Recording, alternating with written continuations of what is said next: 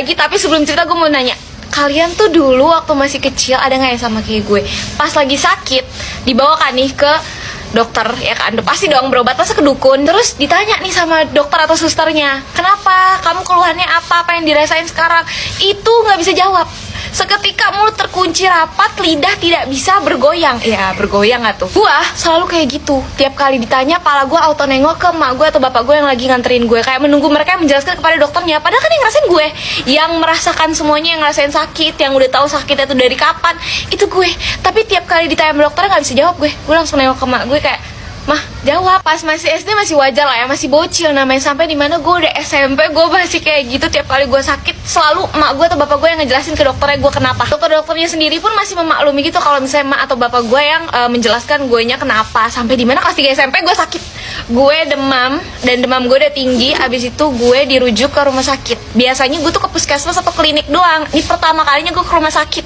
Udah gitu ngambil nomor antrian dong. Gue ngantri, gue duduk nih, bapak gue lagi izin kerja atau bagaimana gue nggak tahu, pokoknya lagi teleponan di agak jauh ke sana karena emang itu kondisinya rumah sakitnya lumayan rame, dan di dalam tuh udah tinggal satu orang. Dan abis itu bapak gue belum dateng, gue mau nyari takut nyasar, dan di situ gue nggak bawa HP, udah paket lengkap, gue deg-degan setengah mampus. Bener aja sesuai dugaan, nomor gue dipanggil, nggak mungkin dong gue diem dong karang bego di situ. Ya udah akhirnya gue masuk, bapak gue belum dateng, nggak tahu di mana. Pas masuk gue ditanya nama, umur gitu-gitu. Terus habis itu gue bilang dengan memberanikan diri, gue bilang, dok boleh ditunggu sebentar nggak, papa saya lagi di luar lagi telepon. Terus lo tahu jawaban tuh dokter apa yang bikin gue kena mental? Loh, ini yang sakit kamu atau papa kamu? Kamu kan? Ya udah, kenapa harus nungguin papa kamu? Anjir, lu bayangin gue dijawab kayak gitu, gue langsung kayak mau nangis, kayak berasa di ospek gue. Terus gue tidak bisa berkata apapun. Ya udah, akhirnya dilanjutkan dengan sesi pertanyaan tanya jawab dengan gue yang menjawab dengan gemetar. Bapak gue baru masuk ke ruangan setelah sudah selesai, setelah gue dikasih resep untuk menebus obat. Tapi setelah kejadian itu gue akhirnya menjadi sadar gitu, kayak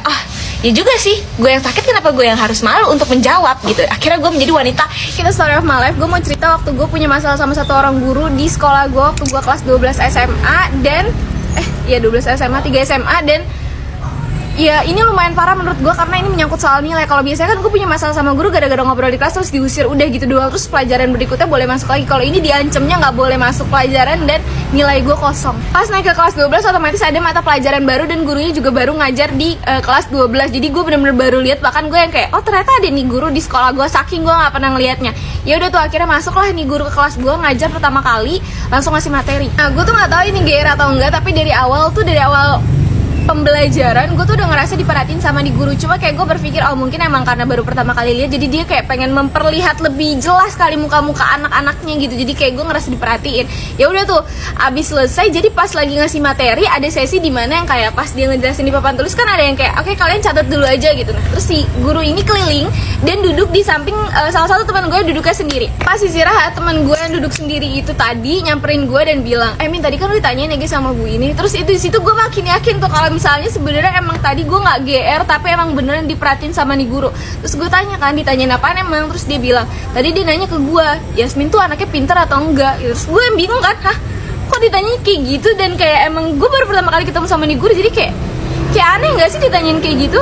Terus ya udah tuh di situ gue nggak mikir yang gimana. Pokoknya singkat cerita, ulangan harian nih, masuk ulangan harian. Nah kelas sebelah itu sudah ulangan harian 1 hari sebelum jadwal gue, dan of course dong gue sama teman-teman gue memanfaatkan itu. Akhirnya gue tanya karena temen gue punya kenalan di kelas sebelah dan nanya kayak contoh soalnya gimana, terus kayak gimana konsepnya, pokoknya kayak nanya apa aja yang keluar kayak gitu lah, biasa lah nanya-nanya. Terus udah dapet, besokannya pas gue ulangan sesuai tuh apa yang dikasih sama kenalan teman gue yang di kelas sebelah itu. Dan di situ gue rame-rame, maksudnya gue cewek-cewek tuh banyak yang nanya ke kelas sebelah itu. Terus setelah ulangan nih, pas minggu depannya, pas pembelajaran dia lagi, terus dia tiba-tiba ngomong kayak gini, gurunya, saya nggak akan nilai ulangan harian kalian semua karena saya tahu di sini ada yang nyontek, udah dapat bocoran soal. Itu gue sama teman-teman gue nggak merasa, karena kayak emang gue sama teman-teman gue tuh nggak mendapat bocoran soal. Gue cuma dapat kisi-kisi yang kayak keluar nanti lu pelajarin ini bakal keluar kayak gitu doang. Kayak soal pastinya tuh yang gue nggak dapat bocoran. Terus tapi pas di si ibunya ngomong nih kayak ngeliriknya ke arah gue, terus gue nggak tahu kenapa ngeliriknya ke arah gue. Dan itu bener-bener gue beberapa kali kontak mata sama si ibunya, yang kayak ibunya tuh ngomong kayak ngeliatin ke arah gue gitu. Ibu tahu kok di sini siapa orangnya. Sekarang udah jam 12 malam dan gue belum bisa tidur. Terus gue kepikiran satu cerita yang pernah gue baca di mana ya, majalah Dewasa. nggak tahu, gue lupa. Buat lo yang penakut bisa di skip aja, buat lo yang pemberani juga gak usah sosokan deh, udah skip aja, semuanya skip semuanya, gue gak jadi cerita nih. Kita sebut saja tokonya ini namanya Rio. Jadi Rio ini adalah mahasiswa aktif semester 3 di salah satu kampus di mana nggak tahu, gue kagak tahu deh, nggak usah ngurus-ngurusin hidup orang, kenapa sih? Nah di semester 3 ini tuh lagi banyaknya tugas, jadi kayak saban hari ada aja tugas tuh dari dosen, mana tugas kelompok mulu. Jadi hampir setiap hari Rio ini selalu nginep di kosan temennya buat ngerjain tugas. Kosan yang biasa dijadiin base camp buat ngerjain tugas kelompok ini adalah kosannya Bayu. Nah hari dimana si Rio dan kawan-kawan ini ngerjain tugas di kosannya Bayu sampai jam 2 pagi baru kelar. Nah mereka mau pulang tanggung, besok ada kelas pagi. Kosannya Bayu deket sama kampus, akhirnya mereka semua memutuskan untuk nginep di kosannya Bayu. Karena mereka bertujuh gitu, kamarnya Bayu nggak terlalu gede, jadi kayak empet-empetan dempet. Akhirnya Bayu menyarankan untuk beberapa temannya pindah gitu, kayak lo pindah deh anjrit, badan lo bau gitu, di kamar paling pojok kosannya, karena di situ lagi kosong dan nggak pernah dikunci. Kita yang pindah ke kamar itu tuh ada si Rio, Yudi, sama Rendra, 3 orang tuh. Masuk hawanya hawa-hawa kamar kosong gimana sih, agak pengap-pengap gitu. Cuma karena mereka udah ngantuk, jadi kayak langsung aja ke kasur dan tidur. Pas baru merem, si Rio ini dengar suara cewek nangis.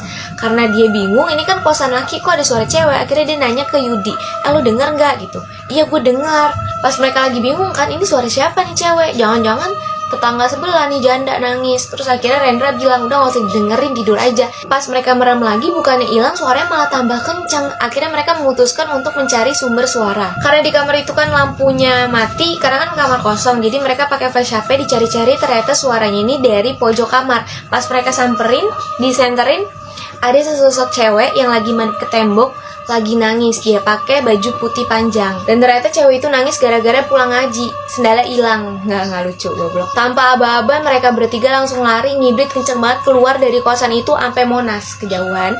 Nggak bercanda, itu sampai ke warkop deket kosannya Bayu. Jaga warkopnya tuh yang lihat langsung ngomong, gara-gara kamar pojok ya. Akhirnya diceritain bahwa 10 tahun yang lalu sebelum jadi kosan cowok, kosan ini tuh adalah kosan cewek, dan salah satu penghuninya ada yang bunuh diri gara-gara putus cinta. Mungkin gak cuma gue doang waktu SD bercita-cita untuk menjadi artis, karena gue berpikir kayak, oh jadi artis tuh gampang, duitnya banyak, tinggal acting doang. Tuh sama ini kan gue sering berakting, gak sih, lebih ke sering bohong. Cuma kan acting bohong itu kan 11-12 ya kan. Nah gue punya kejadian kocak waktu gue di masa-masa lagi kepengen-kepengennya tuh jadi artis. Salah satu temen SD gue nih, sekelas gue, dia ngasih info kalau dia punya tetangga baru, dan tetangganya tuh katanya sutradara, lagi nyari bocil-bocil buat ikut casting, jadi pengen dimainin film gitu. Gila.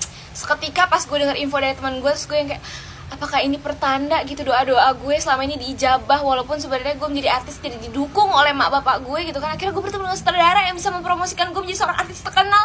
Wah, seketika habis denger info kayak gitu tuh, itu kan lagi di sekolah ya, di kelas gue langsung berandai-andai, gila gimana ya pas gue jadi artis, gue main film, gue banyak duit gitu. Kayak ya seperti biasa, halunya mulai keluar. Beberapa temen gue tuh banyak juga yang tertarik. Nah cuma kan bayar nih guys, jadi gue harus otomatis bilang ke emak gue, dan bayarnya itu lumayan lah gitu. Gue nggak tahu ya 100.000 atau 200.000, gue lupa.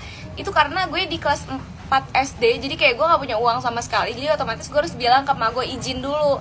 Pas gue balik sekolah gue izin, kagak boleh guys gitu. Terus habis itu besokannya nih gue lihat teman-teman gue yang kemarin udah bilang mau, udah bawa duitnya gitu. Terus pas gue ditanya gimana Pi, ikut gak lu? Terus gue bilang, gue nggak jadi deh, gue nggak tertarik, kayak gue nggak bisa juga kayak gitu-gitu, nggak pengen juga sih gue jadi artis. Padahal kayak dalam hati gue, anjir gue mau banget, ini kenapa harus bayar sih, gue nggak bisa. Ya udah tuh, lu tahu nih tiap hari teman-teman gue yang pada jadi ikut casting tuh latihan mulu tiap istirahat noh di depan kelas. Gue yang cuma ngeliatin doang kayak, ini orang ngeledek gue ya gitu, biasa iri. Terus habis itu sampai dimana beberapa hari kemudian gue dengar kalau mereka ini udah dijadwalin buat casting di rumah si tetangga temen gue ini. Saking penasarannya, gue kan tahu nih rumah temen gue yang tetangga sama sutradara. Saking penasarannya gue kesana, gue ngintip gitu. Gue lihat ternyata ramai banget, mereka semua bawa emak-emaknya pada kayak lagi ganti baju, dan bener-bener totalitas banget teman-teman gue tuh pada pakai baju yang rapi-rapi banget gitu loh, yang gonjreng gitu. Gue melihat itu tuh kayak bener-bener kesel, gondok banget sama mak gue, kenapa gue nggak dibolehin untuk ikut, padahal kan cuma 100.000 200.000, kayak gue mikirnya gitu pada saat itu. Terus ya udah tuh,